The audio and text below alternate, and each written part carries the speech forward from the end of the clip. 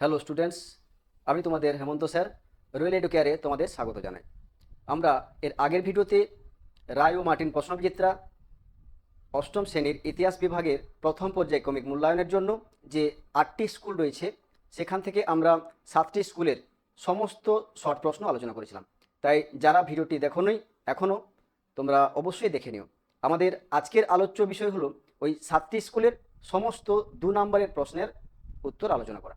তাহলে চলো আমরা জেনে নিই সঠিকভাবে 2 নম্বরের প্রশ্নের জন্য ঠিক কতটুকু উত্তর লিখতে হবে, সেই উত্তরগুলো আমরা যথাযথভাবে জানার চেষ্টা করি। তো দেখো, প্রথম প্রশ্ন রয়েছে স্কুল 1, লাহোরের চুক্তির 2টি গুরুত্ব লেখো। লাহোরের চুক্তি, ইংরেজ ইস্ট ইন্ডিয়া কোম্পানি যখন পাঞ্জাব প্রদেশ দখল করতে চায় তখন কিন্তু দেখা যায় পাঞ্জাবে শিখদের সঙ্গে একটা দ্বন্দ্ব শুরু হয়েছিল, যা প্রথম ইঙ্গ শিখ যুদ্ধ নামে পরিচিত ছিল। এই যুদ্ধের ফলশ্রুতি হিসাবে 1846 সালে লাহোরের চুক্তি স্বাক্ষরিত হয় এবং এই চুক্তি স্বাক্ষরের মধ্য দিয়ে দেখা যায় ইংরেজ ইস্ট ইন্ডিয়া কোম্পানির কাছে পাঞ্জাব প্রদেশ দখল করা সাথে সাথে তাদের সাম্রাজ্য বিস্তারের পথ কিন্তু প্রশস্ত হয়েছিল। তো এই চুক্তির গুরুত্ব ছিল অপরিসীম। 2টো গুরুত্ব বলেছে, তাহলে 2টো গুরুত্ব আমাদের প্রথমত মনে রাখতে হবে যে লাহোরের চুক্তি স্বাক্ষরের মধ্য দিয়ে ইংরেজ ইস্ট ইন্ডিয়া কোম্পানির যে কর্তৃত্ব সেটা কিন্তু প্রতিষ্ঠিত হয়েছিল এবং বলতে পারি যে জলন্ধর দোয়াব অঞ্চলে, বিশেষ করে জলন্ধর দোয়াব অঞ্চলে তাদের যে কর্তৃত্ব সেটা প্রতিষ্ঠিত হয়েছিল। আর দ্বিতীয় যে গুরুত্বের কথা বলা যাবে সেটি হচ্ছে যে ব্রিটিশদের যে সাম্রাজ্য বিস্তারের পথ সেটি প্রশস্ত হয়েছিল এবং তারা পাকাপাকিভাবে এই চুক্তি স্বাক্ষরের মধ্য দিয়ে পাঞ্জাবে তাদের যে ব্রিটিশ রেসিডেন্ট সেটা নিযুক্ত করেছিল পাকাপাকিভাবে। তাহলে 2টো গুরুত্ব এখানে মনে রাখতে হবে। এর ফলে তাদের যে সাম্রাজ্য বিস্তারের পথ প্রশস্ত হয়েছিল, এর জন্য লাহোরের চুক্তির গুরুত্ব ছিল অপরিসীম। অথবা প্রশ্নে দেওয়া রয়েছে, দেখো, অন্ধকূপ হত্যা বলতে কি বুঝি। তো অন্ধকূপ হত্যা বলতে কি বোঝো? নবাব সিরাজউদ্দৌলা যখন বাংলার নবাব হন 1756 খ্রিস্টাব্দে, তো নবাব সিরাজউদ্দৌলার সঙ্গে ইংরেজ ইস্ট ইন্ডিয়া কোম্পানির নানা কারণে একটা বিরোধ তৈরি হয়েছিল। সেটা দুর্গ নির্মাণ থেকে শুরু করে দস্তকের অপব্যবহার, বিভিন্নভাবে তারা বিরোধিতা শুরু করেছিল।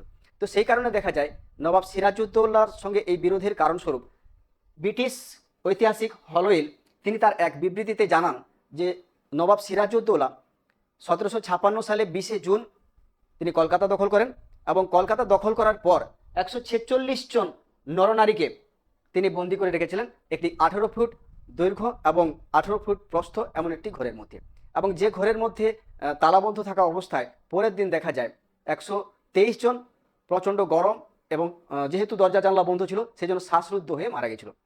হলওয়েল এই ঘটনাকে তিনি অন্ধকূপ হত্যা বলে অভিহিত করেছেন। কিন্তু মনে রাখতে হবে যে এটি ছিল একটি বিতর্কিত বিষয় এবং এ বিষয়ে ভারতীয় ঐতিহাসিক অক্ষয় কুমার মৈত্রেয় এই বিষয়টিকে তিনি একটি অতিরঞ্জন বলে প্রমাণ করেছিলেন, কারণ একটি 18 ফুট দৈর্ঘ্য এবং 18 ফুট প্রস্থ ঘরের মধ্যে 146 জন নরনারী একসঙ্গে একই কক্ষে থাকা সম্ভব নয় বলে তিনি দাবি করেছিলেন। তবে যাই হোক, এটি ছিল আসলে হলওয়েলেরই একটি বিবৃতি এবং এর দ্বারা তিনি অবশ্য নবাব সিরাজউদ্দৌলার এটি একটি পরিকল্পিত ঘটনা বলে, পুরো পরিকল্পিত ঘটনা বলে তিনি মনে করেছিলেন। তাহলে নবাব সিরাজউদ্দৌলার 146 জন ইংরেজ কর্মচারীকে একটি 18 ফুট দৈর্ঘ্য 18 ফুট কক্ষের মধ্যে বন্দি করে রাখা এবং তারপর তাদের পরিকল্পিতভাবে হত্যা করা, এই ঘটনাই হচ্ছে অন্ধকূপ হত্যা নামে পরিচিত। পরবর্তী প্রশ্ন রয়েছে, কর্নওয়ালিস কোড কি? লর্ড কর্নওয়ালিস ছিলেন ভারতের গভর্নর জেনারেল। তিনি 1793 খ্রিস্টাব্দে ভারতবর্ষে গভর্নর জেনারেল হয়ে এসে তার একটাই লক্ষ্য ছিল ব্রিটিশ প্রশাসনকে একবারে স্বচ্ছতার সঙ্গে দক্ষ প্রশাসনিক ব্যবস্থা গড়ে তোলা। তো সেই কারণে তিনি দক্ষ এবং স্বচ্ছ প্রশাসন ব্যবস্থা গড়ে তোলার জন্য 1793 সালে একটি বিধিবদ্ধ আইন চালু করেছিলেন, অর্থাৎ প্রচলিত যে আইনগুলি ছিল সেই আইনগুলিকে তিনি সুসংহত করেন এবং তারপর একটি বিধিবদ্ধ আইন বা কোড চালু করেছিলেন, যেটি কর্নওয়ালিস কোড নামে পরিচিত ছিল। এর দ্বারা কি হয়? এর দ্বারা দেখা যায় যে ইংরেজ ইস্ট ইন্ডিয়া কোম্পানির যে দেওয়ানি সংক্রান্ত বিষয় এবং রাজস্ব আদায়ের দায়িত্ব, এই রাজস্ব আদায়ের দায়িত্বকে পৃথক করা সম্ভব হয়েছিল। পরের প্রশ্ন রয়েছে, ম্যাকলে মিনিট কি? অথবা প্রশ্নে রয়েছে 1813 সালে ভারতে যখন চার্টার অ্যাক্ট চালু হয়, এই সনদ আইন বা চার্টার অ্যাক্ট অনুসারে ভারতীয় শিক্ষা খাতে 1 লক্ষ টাকা ব্যয় করার কথা বলা হয় প্রত্যেক বছর। কিন্তু এই 1 লক্ষ টাকা কোন খাতে খরচ করা হবে, প্রাচ্য শিক্ষা খাতে নাকি পাশ্চাত্য শিক্ষা খাতে? তো সেই জন্য দেখা যায় যে প্রাচ্যবাদী এবং পাশ্চাত্যবাদীদের মধ্যে একটা দ্বন্দ্ব তৈরি হয়। এই দ্বন্দ্ব নিরসনের জন্য জেনারেল কমিটি অফ পাবলিক ইনস্ট্রাকশনের সভাপতি টমাস বেবিংটন ম্যাকলেকে দায়িত্ব দেওয়া হয়। ম্যাকলে তিনি সভাপতি হিসাবে এই কমিটির সদস্যপদ গ্রহণ করে তিনি পাশ্চাত্য শিক্ষার পক্ষে রায় দেন এবং 1835 খ্রিস্টাব্দে 2রা ফেব্রুয়ারি বড়লাট লর্ড উইলিয়াম বেন্টিংয়ের কাছে একটি প্রস্তাব পেশ করেন, যেটি ম্যাকলে মিনিটস বা ম্যাকলে প্রস্তাব নামে পরিচিত ছিল। তাহলে ম্যাকলে মিনিট হচ্ছে সময়কালটা এখানে 1835 2রা ফেব্রুয়ারি মনে রাখবে। ভারতের শিক্ষা সংক্রান্ত তার একটা প্রতিবেদন ছিল। আসলে পাশ্চাত্য শিক্ষার তিনি সমর্থক ছিলেন বলে সেই দ্বন্দ্বের একদিক থেকে যেমন নিরসন করার চেষ্টা করেছেন, অন্যদিকে তিনি এর দ্বারা ভারতবর্ষে শিক্ষা ব্যবস্থার অর্থাৎ পাশ্চাত্য শিক্ষা ব্যবস্থার প্রসার ঘটাতেও চেয়েছিলেন। তো ম্যাকলে মিনিট কি এখানে সহজে তোমাদের 2 নম্বরের জন্য প্রেক্ষাপটটা একটু আগে উল্লেখ করে দেবে, যেটা 1813 সনদ আইনের কথা, এবং যেখানে বলা হয়েছিল যে পাশ্চাত্য শিক্ষা খাতে নাকি প্রাচ্য শিক্ষা খাতে 1 লক্ষ টাকা ব্যয় করা হবে। তাহলে মনে রাখতে হবে ম্যাকলে মিনিট হচ্ছে কিন্তু একটি শিক্ষা সংক্রান্ত একটা প্রতিবেদন। পরবর্তী প্রশ্ন, দ্বৈত শাসন বলতে কি বোঝায়? দ্বৈত শাসন এই কথাটির অর্থ হচ্ছে একই রাষ্ট্রে বা একই রাজ্যে 2জন শাসকের যুগপৎ শাসন। যুগপৎ মানে একই সময় শাসন, অর্থাৎ একটি রাষ্ট্রে বা রাজ্যে 2জন শাসকের একই সময় শাসন করাকে বলা হয় দ্বৈত শাসন। 1765 খ্রিস্টাব্দে ইংরেজ ইস্ট ইন্ডিয়া কোম্পানি যখন দেওয়ানি লাভ করে, দেওয়ানি লাভ করার পর ভারতবর্ষে তারা এক নতুন ধরনের রাজনৈতিক শাসনতন্ত্র কায়েম করেছিল এবং যেখানে দেখা যায় 2জন শাসককে নিযুক্ত করা হয়েছিল। প্রথমত একদিকে যেমন ছিলেন বাংলার নবাব নজমউদ্দৌলা, অন্যদিকে ছিলেন ইংরেজ ইস্ট ইন্ডিয়া কোম্পানি। নবাবের হাতে ছিল কেবলমাত্র অর্থনৈতিক ক্ষমতাহীন রাজনৈতিক দায়িত্ব, আর অন্যদিকে ইংরেজ ইস্ট ইন্ডিয়া কোম্পানির হাতে ছিল দায়িত্বহীন অর্থনৈতিক ক্ষমতা। রবার্ট ক্লাইভ প্রবর্তিত এই অদ্ভুত ধরনের শাসন ব্যবস্থা হচ্ছে দ্বৈত শাসন ব্যবস্থা নামে পরিচিত ছিল।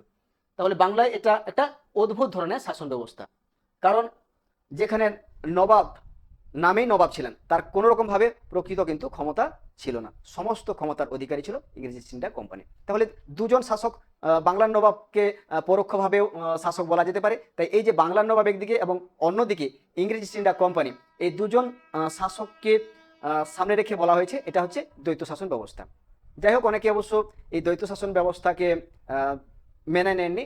কেউ কেউ বলেছিলেন যে বাংলার নবাব নামেই তো নবাব ছিলেন, তাই এটা দ্বৈত শাসন বলা যাবে না। কিন্তু দ্বৈত শাসন ব্যবস্থা বলতে কি বোঝো বললেই কিন্তু আমরা বিতর্কে যাব না, শুধু বলবে যে 1765 খ্রিস্টাব্দে দেওয়ানি লাভের পর ইংরেজ ইস্ট ইন্ডিয়া কোম্পানি বাংলায় এক রাজনৈতিক শাসনতন্ত্র কায়েম করেছিল, যেখানে 2জন শাসক তৈরি করা হয়।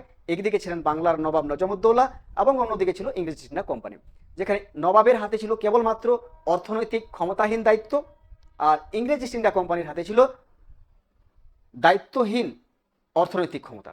এই যে অদ্ভুত ধরনের একটা শাসন ব্যবস্থা, রবার্ট ক্লাইভ প্রবর্তিত এই অদ্ভুত শাসন ব্যবস্থা হচ্ছে দ্বৈত শাসন ব্যবস্থা। পরবর্তী প্রশ্ন রয়েছে, ফারুকসিয়ারের ফরমানের গুরুত্ব কি? ফারুকসিয়ার ছিলেন মুঘল সম্রাট। তিনি 1717 খ্রিস্টাব্দে ইংরেজ ইস্ট ইন্ডিয়া কোম্পানিকে ফরমান বা একটা আদেশ জারি করেছিলেন। তাদের কি বলা হয়েছিল যে ইংরেজ ইস্ট ইন্ডিয়া কোম্পানি বছরে মাত্র 3000 টাকার বিনিময়ে তারা বাংলায় বিনা শুল্কে বাণিজ্য করতে পারবে। তো এর গুরুত্ব ছিল কিন্তু অপরিসীম। এর দ্বারা কি হয়, তারা বিনা শুল্কে বাণিজ্য করার ছাড়পত্র পেয়ে যায়, ফলে দেখা যায় বাংলায় যে অন্যান্য ইউরোপীয় কোম্পানির যে বণিক কর্মচারী যারা ছিল বা ভারতীয় যে বণিকরা ছিল, তাদের তুলনায় ইংরেজ ইস্ট ইন্ডিয়া কোম্পানির কর্মচারীরা অনেক বেশি সুযোগ সুবিধা লাভ করেছিল। তাহলে প্রথম গুরুত্ব বুঝতেই পারছো। দ্বিতীয় গুরুত্বপূর্ণ বিষয় ছিল যে ইংরেজ ইস্ট ইন্ডিয়া কোম্পানির বাণিজ্য প্রকৃতপক্ষে একটা বৈধ ক্ষমতা অধিকারী হয়ে ওঠে, অর্থাৎ এখন থেকে তারা কিন্তু বাণিজ্যের ক্ষেত্রে বৈধ অধিকার অর্জন করেছিল। এভাবে দুটো গুরুত্ব তোমরা ব্যাখ্যা করবে। পরবর্তী প্রশ্ন রয়েছে,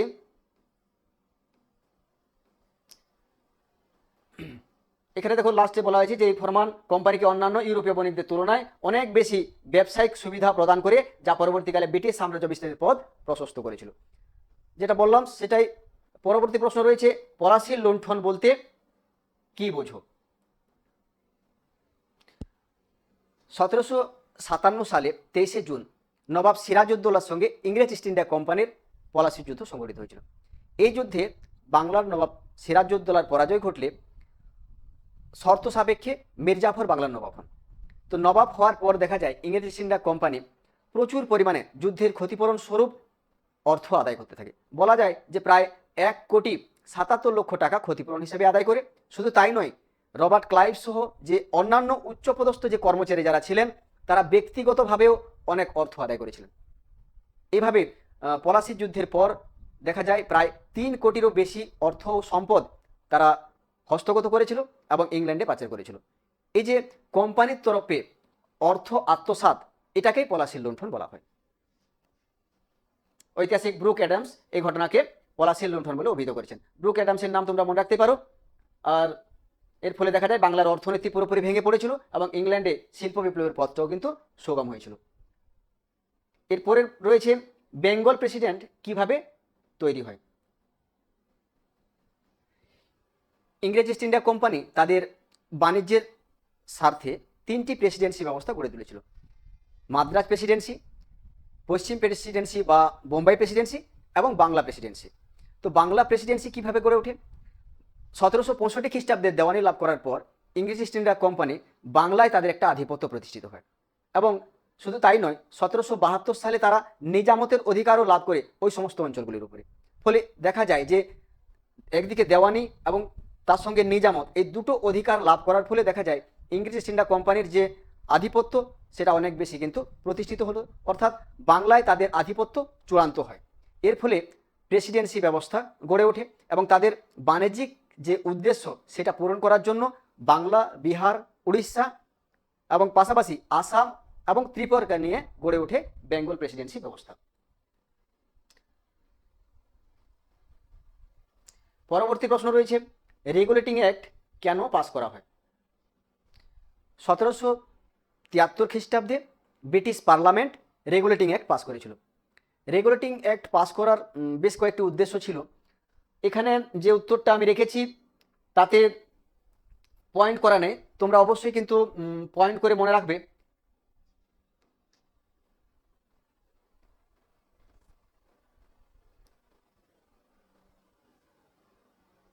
এখানে 1 2 4 3 4 করে পয়েন্ট করা হয়নি, তবে এগুলো তোমরা 1 2 3 4 করে এরকমভাবে পয়েন্ট করে লিখবে। তো প্রথমত যে উদ্দেশ্য ছিল সেটি হচ্ছে ভারতবর্ষে ইংরেজ ইস্ট ইন্ডিয়া কোম্পানির দেওয়ানি লাভ করার পরে কিন্তু তাদের আধিপত্য অনেকখানি প্রতিষ্ঠা হয়েছিল। তো সেই জন্য ব্রিটিশ পার্লামেন্ট চেয়েছিল ইংরেজ ইস্ট ইন্ডিয়া কোম্পানির ক্ষমতাকে নিয়ন্ত্রণ করতে। তাহলে প্রথম উদ্দেশ্য কী ছিল? ইংরেজ ইস্ট ইন্ডিয়া কোম্পানির ক্ষমতা নিয়ন্ত্রণ করা। দ্বিতীয় উদ্দেশ্য ছিল যে ভারতবর্ষে যে 3টি প্রেসিডেন্সি গড়ে তুলেছিল ইংরেজরা, তাতে বাংলা প্রেসিডেন্সির যে প্রশাসনিক কাজকর্ম তার সঙ্গে মাদ্রাজ এবং বোম্বাই প্রেসিডেন্সির মধ্যে একটা সংযোগ স্থাপন করা। এবং তৃতীয় যে গুরুত্বপূর্ণ উদ্দেশ্যটি ছিল, ভারতবর্ষে ইংরেজ ইস্ট ইন্ডিয়া কোম্পানির অনেক কর্মচারী যারা ছিল দুর্নীতিগ্রস্ত, সেই দুর্নীতিগ্রস্ত কর্মচারীদের বিরুদ্ধে যথোপযুক্ত ব্যবস্থা গ্রহণ করা। আর শেষ হিসাবে বলা যেতে পারে যে এখানে ইংরেজ ইস্ট ইন্ডিয়া কোম্পানির উপরে ব্রিটিশ পার্লামেন্টের প্রভাব বিস্তার করা বা প্রভাব বৃদ্ধি করা। এই 4টি এখানে উদ্দেশ্য বললাম, তাতে তোমরা যদি দুটোও লেখো তাতেও কিন্তু 2 নাম্বার পাবে। তবে চেষ্টা করবে 2 নাম্বারের প্রশ্নের জন্য সবসময় বাড়তি একটুখানি এক্সট্রা একটা পয়েন্ট লেখার মতো করে। এর পরের প্রশ্ন রয়েছে 3 নম্বর স্কুলে, পলাশির লুণ্ঠন কাকে বলে? আমরা তো একটু আগে আলোচনা করলাম, এটা রিপিট হয়েছে। পরের প্রশ্ন রয়েছে, আলীনগরের সন্ধির ফল কি হয়েছিল? আলীনগরের সন্ধি 1757 সালে 9 ফেব্রুয়ারি নবাব সিরাজউদ্দৌলা ইংরেজ ইস্ট ইন্ডিয়া কোম্পানির সঙ্গে আলীনগরের সন্ধি স্বাক্ষর করেছিলেন। এই আলীনগরের সন্ধির ফল ছিল কিন্তু সুদূর প্রসারী। ইংরেজরা এই সন্ধির ফলে তাদের বেশ কিছু কিন্তু সুযোগ সুবিধা অর্জন করেছিল। প্রথমত এই সন্ধির ফল হিসেবে বলা যায় যে ইংরেজরা প্রচুর পরিমাণে অর্থ লাভ করেছিল এবং সেই অর্থ দিয়ে তারা দক্ষ সেনাবাহিনী গঠন করেছিল, যা ভারতবর্ষে ব্রিটিশ সাম্রাজ্য বিস্তারের পথকে অনেকখানি প্রশস্ত করেছিল। দ্বিতীয় ফলাফল হিসেবে বলা যায় যে আলীনগরের সন্ধির ফলে ইংরেজরা তাদের বাণিজ্যের অধিকার ফিরে পায়। তৃতীয়ত ইংরেজরা ভারতবর্ষে তাদের যে দুর্গ নির্মাণ, যে নবাব সিরাজউদ্দৌলা কলকাতা দুর্গ আক্রমণ করেছিলেন, কাশিমবাজার আক্রমণ করেছিলেন, যেটা ভেঙে দিয়েছিলেন দুর্গগুলো, ইংরেজরা পুনরায় তারা দুর্গ নির্মাণের অনুমতি পায়। আর চতুর্থত বলা যায় যে আলীনগরের সন্ধির ফলে ইংরেজ ইস্ট ইন্ডিয়া কোম্পানি তাদের নিজেদের নামাঙ্কিত সিক্কা বা মুদ্রা ব্যবহারের অধিকার পেয়েছিল। তাহলে এখানে আলীনগরের সন্ধির ফল কি হয়েছিল? আমি তো আগেই বললাম যে 2 নম্বরের প্রশ্ন থাকলে অবশ্যই কিন্তু দুটো তো সঠিক লিখতেই হবে, তার সঙ্গে চেষ্টা করবে একটা এক্সট্রা কথা বা একটা এক্সট্রা পয়েন্ট কিন্তু যুক্ত করার। তাই 4টি পয়েন্ট আমি বললাম, তার মধ্যে তোমরা অবশ্যই 4টিই লেখার চেষ্টা করবে। পরের প্রশ্ন রয়েছে, general committee of public instruction কেন গঠিত হয়েছিল? তাহলে general committee of public instruction গঠিত হয়েছিল কেন? প্রথমত জানতে হবে কবে প্রতিষ্ঠিত হয়েছিল। 1823 সালে। 1823 সালে general committee of public instruction গঠিত হয়েছিল এবং এর সভাপতি ছিলেন টমাস বেবিংটন ম্যাকলে। এই কমিটি প্রতিষ্ঠা হওয়ার বেশ কিছু কিন্তু উদ্দেশ্য ছিল। প্রথম উদ্দেশ্য হচ্ছে যে ভারতবর্ষে ইংরেজ ইস্ট ইন্ডিয়া কোম্পানি যে শিক্ষা ব্যবস্থা প্রবর্তন করেছিল সেই শিক্ষা ব্যবস্থা সম্পর্কে তথ্য গ্রহণ করা। দ্বিতীয় উদ্দেশ্য হচ্ছে শিক্ষার প্রসারের জন্য শিক্ষার গুণগত মান উন্নয়নের উপযুক্ত ব্যবস্থা করা। তাহলে দুটো এখানে উদ্দেশ্য ব্যক্ত করলাম। এছাড়া প্রাচ্য এবং পাশ্চাত্য শিক্ষা সেটা কোন পথে প্রসার ঘটবে সেটাও কিন্তু নির্ধারণ করা। অর্থাৎ এই যে গুণগত মান বললাম, তাহলে শিক্ষার গুণগত মান প্রসারের জন্য যথোপযুক্ত তারা ব্যবস্থা করবে, এই জন্য এই কমিটি গঠন করা হয়েছিল। পরের প্রশ্ন রয়েছে, কর্নওয়ালিসের সিভিল সার্ভিস চালু করার কারণ কি ছিল?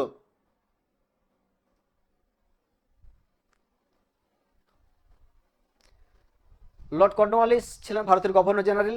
তিনি ভারতবর্ষে একটি স্বচ্ছ প্রশাসন ব্যবস্থা গড়ে তুলতে চেয়েছিলেন। তবে 1765 খ্রিস্টাব্দে ইংরেজ ইস্ট ইন্ডিয়া কোম্পানি যখন দেওয়ানি লাভ করে তখন ভারতবর্ষে তাদের আধিপত্য প্রতিষ্ঠা হয়েছিল, বিশেষত বাংলায়। তো সেই জন্য দক্ষ প্রশাসনিক কর্মচারীর প্রয়োজন দেখা দেয়, কিন্তু সেই সময় দেখা যায় ভারতবর্ষে প্রয়োজনের তুলনায় দক্ষ প্রশাসনিক কর্মচারীর অনেক কম ছিল। সেই জন্য ব্রিটিশ ইস্ট ইন্ডিয়া কোম্পানি চেয়েছিল যে ভারতবর্ষে সিভিল সার্ভিস পরীক্ষার মধ্য দিয়ে সেই দক্ষ কর্মচারীকে নিয়োগ করতে। 1793 খ্রিস্টাব্দে লর্ড কর্নওয়ালিস গভর্নর জেনারেল হিসেবে দায়িত্ব নিয়ে তিনি ঔপনিবেশিক প্রশাসনের অধীনে যে আমলাতন্ত্র ছিল সেই আমলাতন্ত্রকে সুসংগঠিত করার উদ্দেশ্যে সিভিল সার্ভিস চালু করেছিলেন। তাহলে প্রথম উদ্দেশ্য হচ্ছে কি, ভারতবর্ষে যে আমলাতন্ত্র ছিল ঔপনিবেশিক আমলে সেই আমলাতন্ত্রকে সংগঠিত করা, সুসংগঠিত করা। এবং দ্বিতীয় গুরুত্বপূর্ণ উদ্দেশ্য ছিল লর্ড কর্নওয়ালিসের ভারতবর্ষে একটা স্বচ্ছ প্রশাসন গড়ে তোলা, অর্থাৎ দুর্নীতি মুক্ত একটা প্রশাসনিক ব্যবস্থা গড়ে তুলতে চেয়েছিলেন লর্ড কর্নওয়ালিস। সেই জন্য তিনি 1793 খ্রিস্টাব্দে সিভিল সার্ভিস ব্যবস্থা চালু করেছিলেন। তাহলে সিভিল সার্ভিস চালু করার কারণ কি ছিল? এখানে মোটামুটি দুটো উদ্দেশ্য লিখলেই হবে। এরপরে রয়েছে 4 নম্বর স্কুলে দ্বৈত শাসন ব্যবস্থা কি? দ্বৈত শাসন ব্যবস্থা তো আমরা আগেই আলোচনা করলাম, আগের স্কুলে ছিল, তাই এটি রিপিট হয়েছে। এরপর রয়েছে ব্রিটিশ রেসিডেন্টদের কাজ কি? ব্রিটিশ রেসিডেন্টদের কাজ এটাও রিপিট হয়েছে। আমরা দুটো কাজের কথা বললাম, যেখানে কোম্পানির যে ব্যবসায়িক স্বার্থ সেটা নিয়ন্ত্রণ করা এবং সেই সাথে সাথে এদেশীয় রাজাদের যে বা এদেশীয় রাজশক্তিগুলির কাজের উপর নজরদারি চালানো। ভারতবর্ষে যখন ইংরেজ ইস্ট ইন্ডিয়া কোম্পানি দেওয়ানি লাভ করলো, তারপরে 1765 পরে দেখা যায় বেশ কয়েকটি অঞ্চলে তারা কিন্তু পরোক্ষভাবে শাসন শুরু করে দিয়েছিল এবং সেই পরোক্ষ শাসনাধীন অঞ্চলগুলিতে তারা দেখাশোনা করার জন্য রেসিডেন্ট নিয়োগ করেছিল বা প্রতিনিধি নিয়োগ করেছিল। তো সেই প্রতিনিধিদের নানাবিধ কাজ ছিল। তবে এখানে 2 নম্বরের প্রশ্ন, তো তাই আমরা দুটো কাজ এখানে লিখব। তো দুটো কাজের মধ্যে অন্যতম কাজ ছিল, তাদের মূল কাজ ছিল যে সেই সমস্ত অঞ্চলগুলির খবরাখবর রাখা এবং কোম্পানির কাছে সেগুলো পাঠানো। আর দ্বিতীয় উদ্দেশ্য হচ্ছে যেটা বললাম যে কোম্পানির ব্যবসায়িক স্বার্থকে রক্ষা করা। এবং তৃতীয় কাজ হিসেবে বলা যায় যে কোম্পানির হয়ে এদেশীয় যে রাজকর্মচারী যারা ছিল বা রাজশক্তিগুলো যারা ছিল তাদের কাজের উপরে নজরদারি চালানো। 3টে কারণ এখানে লিখে দেবে। পরের প্রশ্ন রয়েছে ম্যাকলে প্রতিবেদন কি? ম্যাকলে প্রতিবেদন যা ম্যাকলে মিনিটস তা আমরা আগের স্কুলেই আলোচনা করলাম। এরপর রয়েছে কে কবে কলকাতা মাদ্রাসা প্রতিষ্ঠা করেন?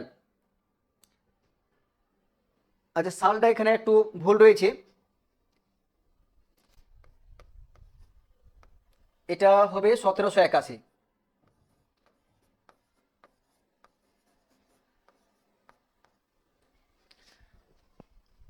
1781 সালে তদানীন্তন ভারতবর্ষের গভর্নর জেনারেল তথা বাংলার governor general lord Warren Hastings Kolkata Madrasa প্রতিষ্ঠা করেছিলেন?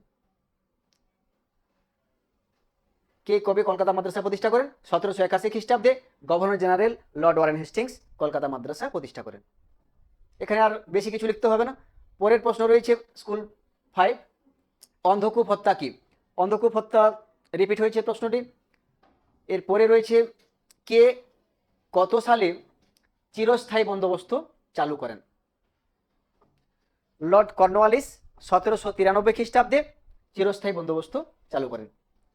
এখানেও আর আলাদা করে কিছু লিখতে হবে না। পরের প্রশ্ন রয়েছে বেনারসে কে কোন উদ্দেশ্যে সংস্কৃত কলেজ প্রতিষ্ঠা করেন? এটা খুবই গুরুত্বপূর্ণ প্রশ্ন। 1791 খ্রিস্টাব্দে জোনাথন ডানকান বেনারসে সংস্কৃত কলেজ প্রতিষ্ঠা করেন এবং এই কলেজ প্রতিষ্ঠার তার অনেকগুলি উদ্দেশ্য ছিল। তবে এখানে আমি আগেই বলেছি যে মোটামুটি 2 বা 3টে উত্তর লেখার চেষ্টা করবে উদ্দেশ্য। এখানে বেনারসে কে কোন উদ্দেশ্যে, কে কোন উদ্দেশ্যে মানে কে এখানে একটি নাম্বার পাওয়া যেতে পারে, তবে কোন উদ্দেশ্য এখানে একটি উদ্দেশ্য লিখলেও নাম্বার পাওয়া যাবে। তবে আমার মনে হয় যে একই সঙ্গে যেহেতু প্রশ্নটি রয়েছে তাই দুটো এখানে উত্তর বা দুটো সঠিকভাবে উদ্দেশ্য তোমরা লিখবে। তো দুটো উদ্দেশ্য হচ্ছে, প্রথমত ছিল এদেশে যেহেতু এটা সংস্কৃত কলেজ তাই সংস্কৃত গ্রন্থ এবং শিক্ষার প্রসার ঘটানো, প্রথম উদ্দেশ্য। দ্বিতীয় গুরুত্বপূর্ণ উদ্দেশ্যটি হচ্ছে যে এদেশের যে সংস্কৃতি এবং আইন দর্শন এসব কিছু ব্রিটিশ প্রশাসকদের বুঝতে সাহায্য করা। তাহলে একদিকে চেয়েছিলেন ইংরেজ ইস্ট ইন্ডিয়া কোম্পানির যে প্রশাসনিক কর্মকর্তা যারা ছিল, যারা প্রশাসক ছিল, তাদের এদেশীয় সংস্কৃতিকে বুঝতে সাহায্য করা। সে কারণে 1791 খ্রিস্টাব্দে জোনাথন ডানকান বেনারসে সংস্কৃত কলেজ প্রতিষ্ঠা করেন। পরবর্তী প্রশ্ন, কত সালে কোন মুঘল সম্রাট ব্রিটিশ ইস্ট ইন্ডিয়া কোম্পানিকে দেওয়ানির অধিকার দেন?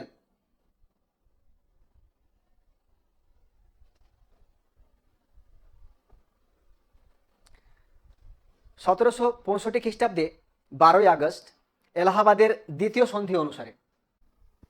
তো এরপরে দেখো রয়েছে স্কুল 6, এখানে প্রথম প্রশ্ন রয়েছে 1757 খ্রিস্টাব্দ ও 1765 খ্রিস্টাব্দের গুরুত্ব কি? দুটো সাল কিন্তু খুবই গুরুত্বপূর্ণ। এখান থেকে 1757 খ্রিস্টাব্দের গুরুত্ব আলাদা করেও প্রশ্ন হতে পারে।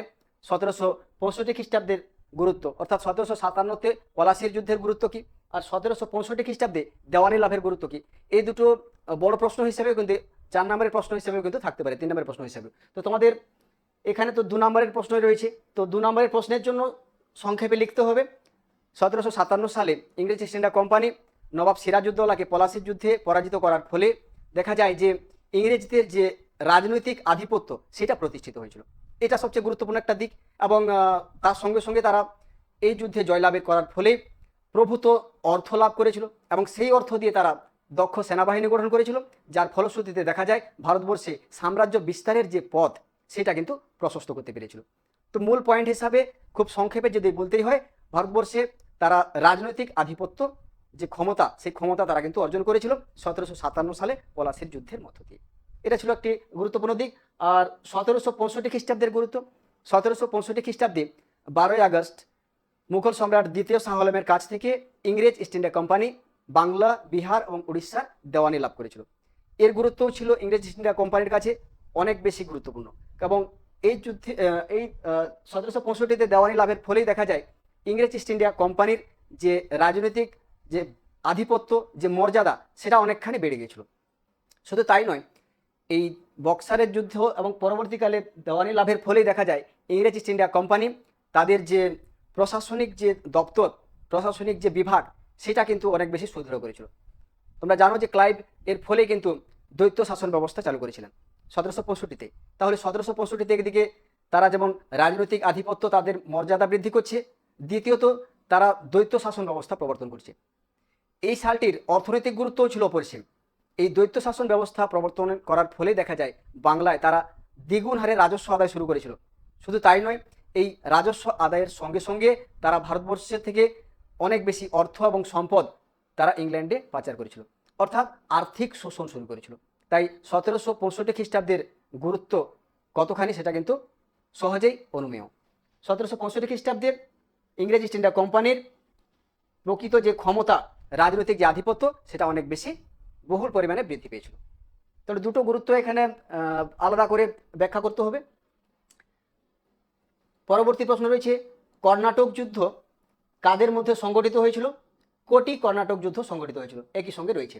এটা 1+1 হবে, 2 নাম্বার যেহেতু।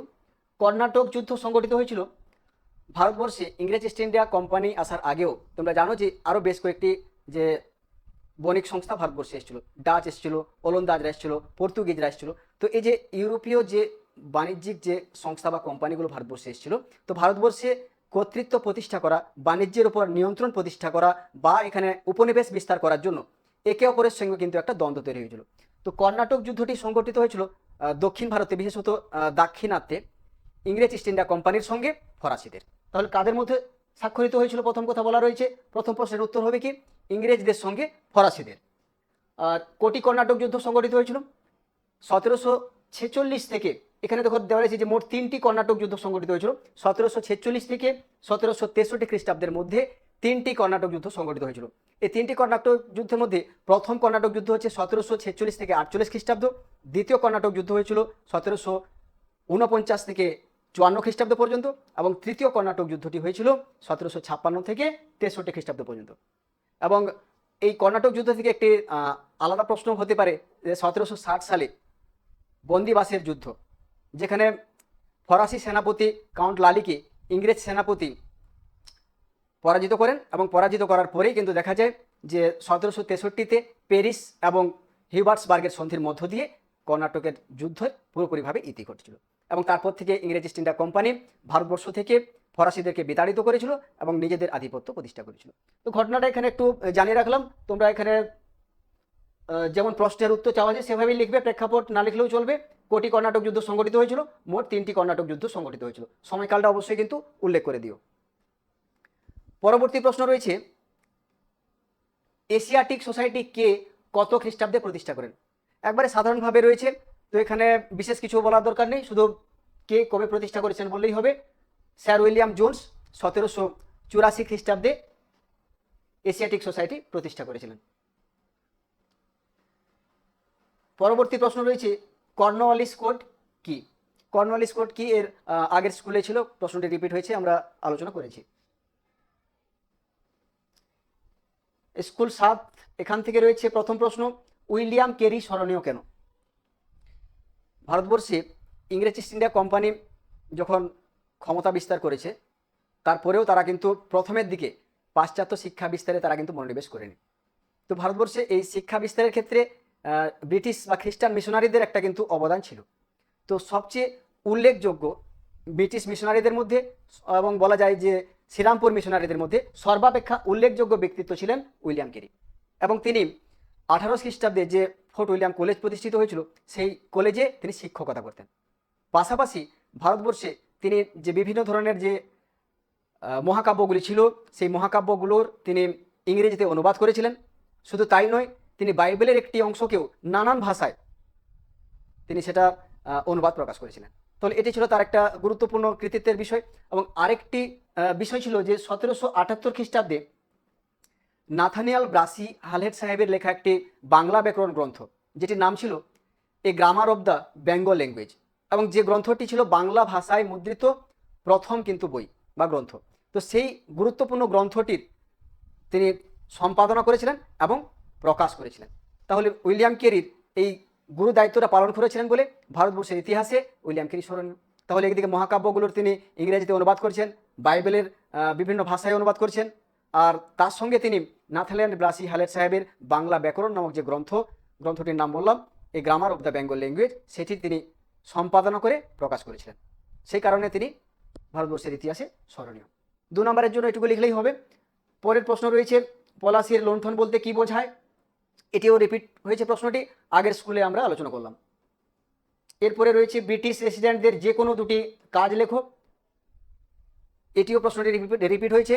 আগের স্কুলে আমি বলেছিলাম যে 2টো কাজ লিখলেই হবে, এখানে এই স্কুলের মধ্যে সেটাই বলা হয়েছে। দেখো যে কোনো 2টি কাজ লেখো। আমরা 2টো কাজ নয়, আমরা 3টি কাজের কথা উল্লেখ করেছি আগের প্রশ্নটিতে।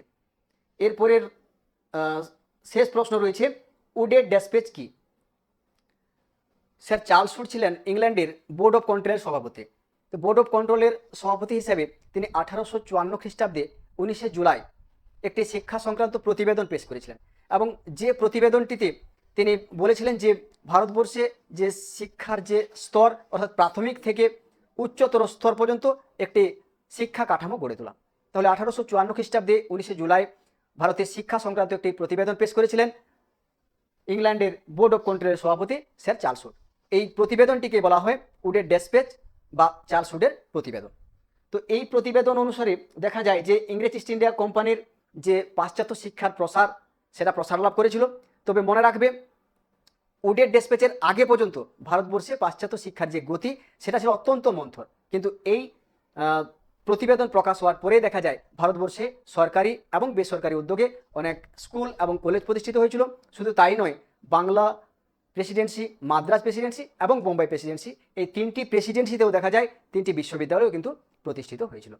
এবং সেই কারণে বলা যায় ইংল্যান্ডের ম্যাগনা কার্টা বা মহাসনদের অনুকরণে ভারতে পাশ্চাত্য শিক্ষা বিস্তারের ম্যাগনা কার্টাও বলা হয় কিন্তু উডের ডেসপ্যাচকে।